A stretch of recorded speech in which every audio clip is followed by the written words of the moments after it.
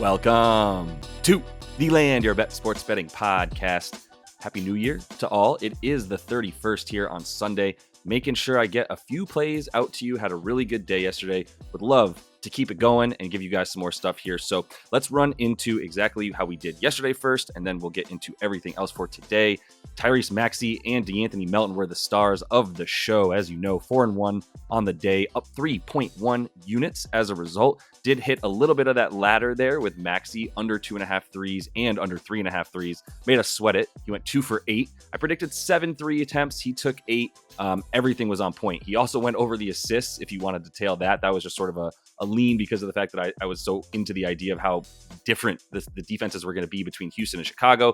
Had a really good time betting all that stuff correctly. Melton didn't get the 15.5 points, but he got the 3 threes, which was awesome because that was where we put a full unit on an even money bet versus half a unit on a minus 112 bet for him to get 16 points because all he hit was those 3 threes and nothing else in a really good defensive battle there where Chicago was able to pull out a win in the under there as well. So 4-1, like I said, up 3 units, feel really good about it. Continuing on the season, we are up 15.7 units, 71-46 on those player props specifically. Because of the poor effort, if you will, not lack of effort, but lack of ability to pick sides and totals this season so far, 12-19, which has lost us 7.7 units. That's why we're up 8 on the season total with a record of 83-65, but you care about the units, right? And I'm just very happy that at least in the Playa props, we're moving back closer to around even money with the record, right? We're up 25 games, if you will, we're up 25 wins over losses on the player props total.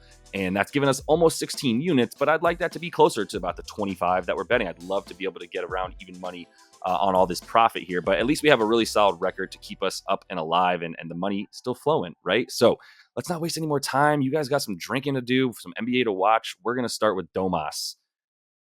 Who's coming with me? I mean, this is what do you want to come with me? I mean, Domantas has had a bunch of games getting 50 PRA this season. Not a bunch, but a few. Really, though, this isn't something he's done as of late. It's not something he does against this Memphis team. So we're going under 41.5 points, rebounds, and assists for Domas.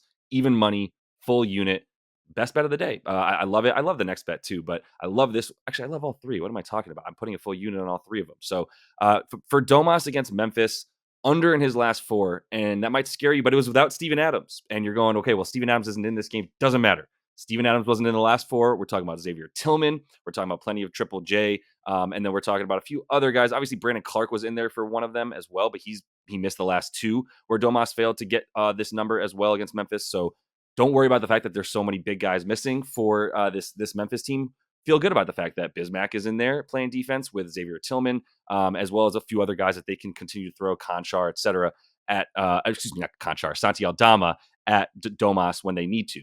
He's averaged 13, 12, and 8 in that time frame. So he very well could get a triple-double in this one, have 8 or 9 assists. I think the points are really what's not going to be there for him at 21.5. I just think that's way too many in a game that I think is going to be a bit slower. If it's anything like what we've seen when Memphis and Sacramento play in Memphis, games go under. When they play in Sac, games go over. Very simple. And they haven't even gone over in Sac. It's just that Memphis has scored really well on Sacramento when they're playing in Sacramento, scoring 125 points each of those 2 games that they beat Sac in at Sac.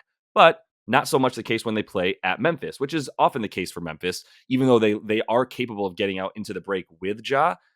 He's really the only true fast break player on their team, to be honest with you, unless you're talking about Desmond Bane getting down there and hitting above the break threes in transition, which is fine as well. I kind of like Ja to get a bunch of assists, and I kind of like D Fox to get a bunch of assists in this game, but not Domas, because this is where Memphis limits teams the best, 7th fewest points per game to centers, and the 4th fewest assists.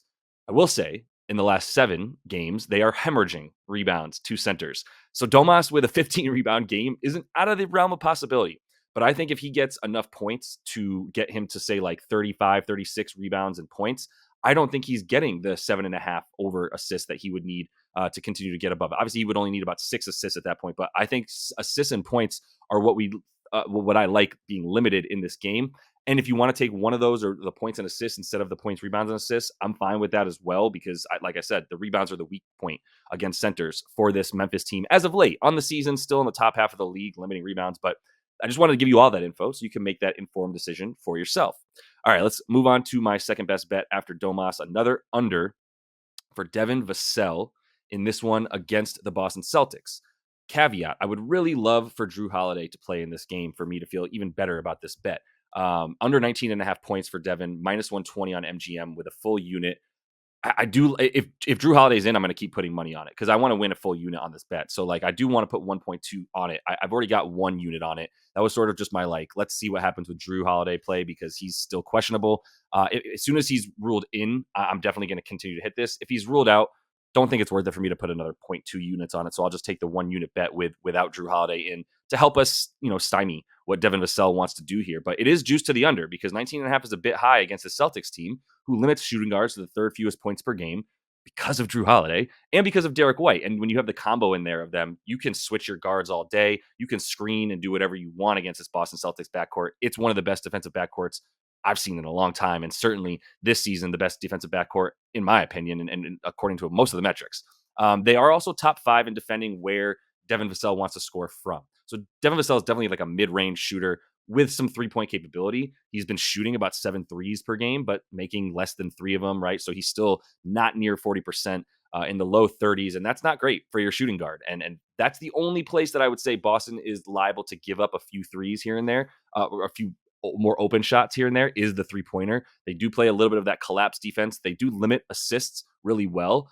So Devin Vassell shouldn't really have very many catch and shoot opportunities, which is how he's able to score when he shoots from deep, because when he shoots from deep off the dribble, it is not good. It's very bad. And that's not, now I will say he's good off the dribble once he takes one step inside the 3-point line to the mid range. Beautiful, beautiful game. Rises up really well on the mid range from there. But like I said, that's where Boston is best at defense. They stop what he wants to do really well, and they're more vulnerable against a 3-point shot that he's not great at because he needs to get that catch and shoot stuff. And like I said, the Celtics are not letting you do that nearly as much as if you want to pull up from 3 off the dribble. They're vulnerable to that. Guys like Dame Lillard and company can score really well on him. I do think if he's going to score 22, 20, or 20 points in this game, he's going to need about 4 threes because he ain't getting to the free throw line. The Celtics are the best team at limiting free throws. So even if he was able to drive to the rim, which he's not very good at, then I would still feel comfortable about him not getting to the free throw line with KP playing in this game. So is Papa Al Horford. Their full defensive gamut. When their starting lineup is in, man, this is blowout city, right? It's a 14-point spread. Devin Vassell, if he wants, I don't know what to do with the lineups. I can't just confidently say, oh, once Boston's up by fucking 25 in the third quarter, Devin Vassell's coming out, because I don't know. Nobody knows with Pop in this rotation this year. It's not consistent, and there's not really any sort of anchors to help us go, oh, okay, well, when they play this team and get blown out, Devin Vassell still plays. Or, oh, when they play a good backcourt on defense, Devin Vassell doesn't. There's no rhyme or reason to it. It's just Victor Wembanyama doing exactly what he wants to do, and then Pop figuring everything else out sort of on the fly from there, to be honest, just throwing guys in and out to get the experiment. That said, there are going to be other guys available. Devontae Graham has only played 3 of the last 10 games. He's now available in this one. Malachi Branham has been playing, and he's continued to get about 28 minutes a game, which does eat into Vassell a bit, even though Vassell is leading the team in minutes over the last 10 games since he's really been healthy. There's still other guys that are coming in, and like I said, and taking away some of the minutes, some of the usage from Devin Vassell, such as Devontae Graham and Malachi Branham. So we're going under in a game that might have decent amount of points for Boston, but I don't know if the Spurs are going to be able to score nearly as well, and certainly not Devin Vassell with the way that Boston D's up what he wants to do. Let's close it out here. Pretty short video I'm hoping for you guys with the OKC team total. All right. And there's a bunch of bets I want to make in this game, but the team total for OKC at 120.5 is my favorite one. And as a result, the unders that I would love to be able to take in this game, they don't feel quite as there for me. My boy Mech, shout out Mech. He did already hit some SGA over PRA stuff when we were talking earlier, and I respect it. I wanted to go under in a few places for SGA, but I don't have the fucking balls for that, and I don't know why you would try to get cute going under on Shy or under on Luka. I'm over that. I don't need to outsmart what is just going to be insanely awesome play by the 2 dudes who are leading the league in MVP for sure, between Shy and Luka. And this, by the way, right here, this man is the real MVP. I hope everybody's aware of that.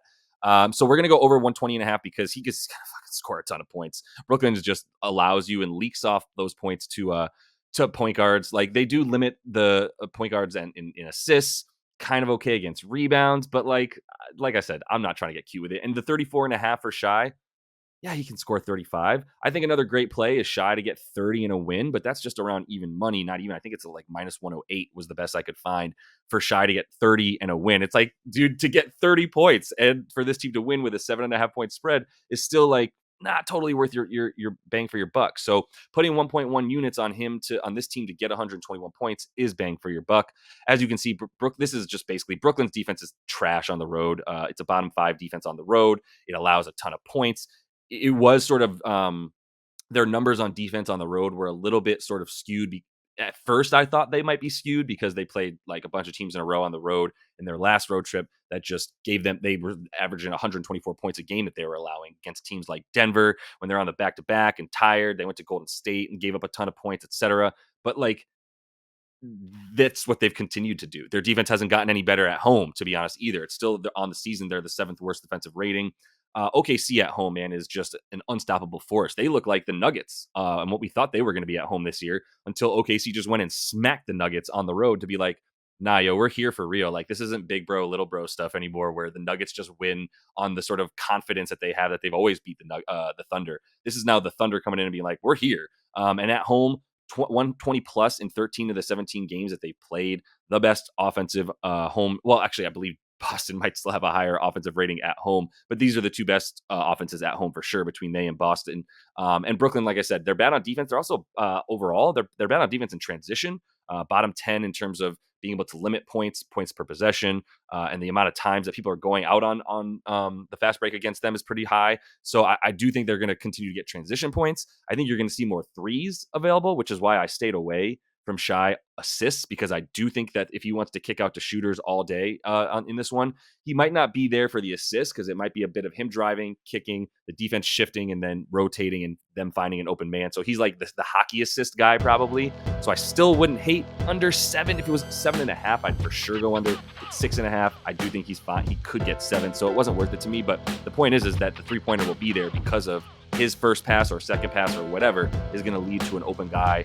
Isaiah Joe doesn't have a props up, but I would love to bet some Isaiah Joe threes. He's always the guy open on the swing pass coming from the wing for this Oklahoma City team. So if you see some Isaiah Joe 3 props, I think he's good for some points today. Maybe Jay Will. Chet is at 20 points. That's high, but look, OKC is going to score some points in this one, man. So we're going to take them to get 121 to get a full unit back on it. So let's take a look at how we're throwing down today. Domantas Sabonis, under 41.5 points, rebounds, and assists.